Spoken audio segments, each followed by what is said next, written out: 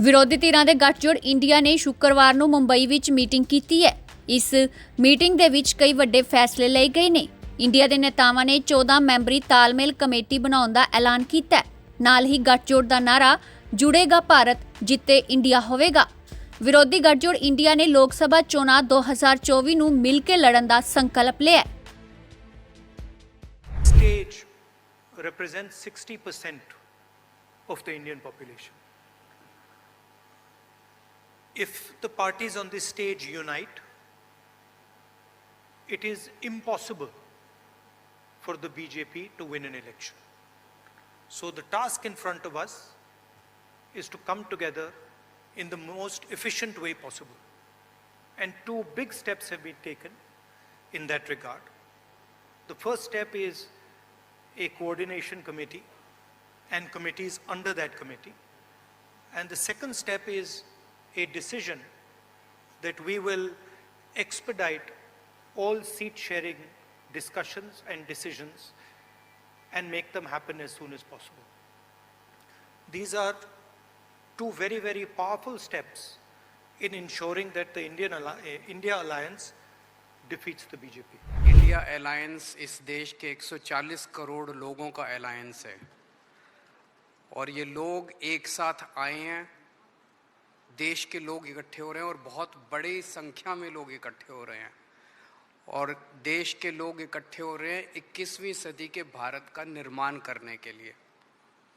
आज हमें बहुत दुख होता है कि आज हमारे देश के अंदर जो सरकार है, मोदी सरकार, मुझे लगता है कि आज़ाद भारत की सबसे भ्रष्ट सरकार और सबसे अहंकारी सरकार है। मोदी जी को हटा के ही हम दम लेंगे हम लोग, इसलिए हम लोगों ने संकल्प लिया है।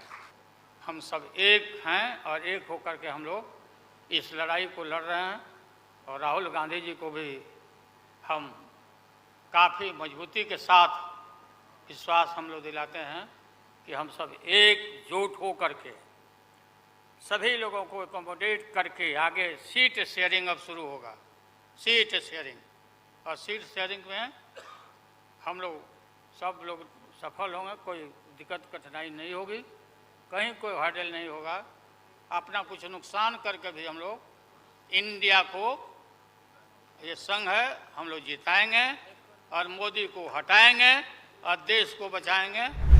देश के इतिहास को ही बदलना चाहते हैं तो हम लोग सब मिलकर के देश के इतिहास को नहीं बदलने देंगे और सब मिल करके जो अपना देश है वो पूरा मजबूती के साथ होगा और समाज के हर तबके का उत्थान होगा और किसी की उपेक्षा नहीं होगी। तो इसीलिए सब मिल करके, और जानते भी न हैं, बहुत कोशिश चलते रहते हैं हिंदू मुस्लिम कुछ इधर उधर हो जाए, लेकिन सबको एकजुट होकर के न है जी, देश तो सबका है ना, तो सब एकजुट होकर के, तो सब मिल करके और सारा अच्छा काम कर रहे हैं, तो सबको लेकर के आगे बढ़ाना है। ਇੰਡੀਆ ਗੱਠਜੋੜ ਛੇਤੀ ਹੀ ਸੀਟਾਂ ਦੀ ਵੰਡ ਤੇ ਵੀ ਫੈਸਲਾ ਲਵੇਗਾ। ਗੱਠਜੋੜ ਦੇ ਲੋਗੋ ਤੇ ਵੀ ਹਾਲੇ ਸਹਿਮਤੀ ਨਹੀਂ ਬਣੀ। ਅਗਲੀ ਬੈਠਕ ਦੇ ਵਿੱਚ ਗੱਠਜੋੜ ਲਾਂਚ ਕੀਤਾ ਜਾ ਸਕਦਾ ਹੈ। ਇਸ ਦੇ ਨਾਲ ਹੀ ਮੁੰਬਈ ਵਿੱਚ ਗੱਠਜੋੜ ਦੀ 2 ਦਿਨਾ ਬੈਠਕ ਖਤਮ ਹੋ ਗਈ ਹੈ।